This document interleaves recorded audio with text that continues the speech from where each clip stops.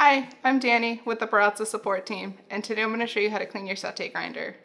Cleaning is a great way to make sure that your grinder is running at its best and is a little bit different from unclogging. But one of the cool things about the Sette is it has minimal grind retention, which means clogging is a lot less likely to happen and you can go a little bit longer between cleaning your grinder. Typically in support, we recommend cleaning your grinder about every 4 to 6 weeks. Although this can vary depending on your personal palate, how often you're using the grinder, or the types of beans you're using. If you're using darker roasted beans like these, they'll have more visible coffee oil on the surface that will scrape off onto the burrs and build up a little bit more frequently if you're using lighter roasted coffees. An easy way to clean your grinder is by using grinder cleaning tablets, like these here. They run through your grinder just like normal coffee beans, but they're made of compressed grains and they scrape off all the built up coffee oil in your grinder. But today I'm going to show you a more cost-effective way of cleaning your grinder with the brush that came included.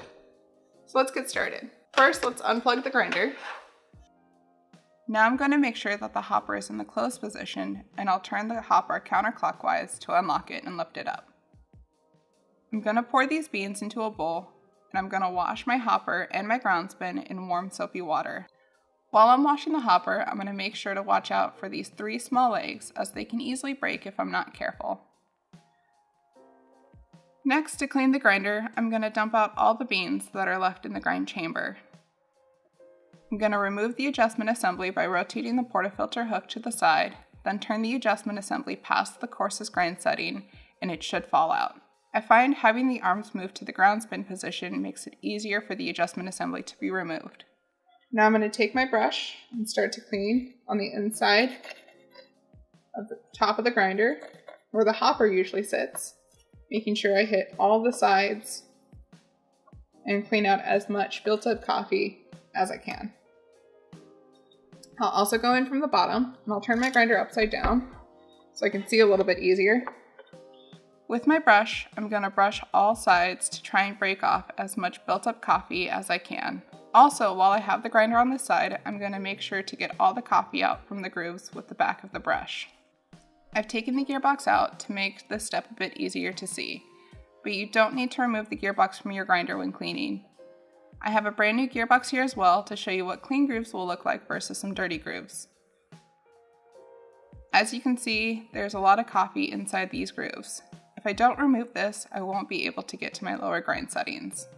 I'm not going to get this as clean as the brand new one, but if you're having a hard time getting the built up coffee out of there, you can use some compressed air like we do in our workshop. Now that the body of my grinder is all clean, I can move to the adjustment assembly. This will snap apart in your hand pretty easily, but if you're having a hard time, you can set it on the counter, push down, and it'll snap off. Start scrubbing all sides of the cone burr, as well as getting down between the spokes and the burr holder, making sure I'm getting as much built up coffee as possible. I'm also going to clean the adjustment ring, making sure there's no built up coffee in here. Just hitting all the sides and clearing up as much built up coffee as I can. And once that's all clean, I can put these 2 back together.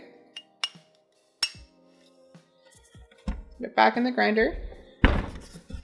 I'm going to align the blue tab with the blue arrow, and then while pushing up, turn counterclockwise so that the blue indicator goes towards the back of the grinder and the black indicator goes towards the front. Next, I can put the hopper back on. I'm going to make sure to place a good leg in the back right slot closest to the embossed Baratza logo. Then turn the hopper clockwise and we'll hear the click when the hopper engages the micro switch. Plug my grinder back in and put my beans back into the hopper. Now that our grinder's all clean, we're ready to brew some fresh, tasty coffee. If you have any questions, be sure to hit up our troubleshooting page at baratza.com or reach out to us at support@baratza.com. Thanks for watching.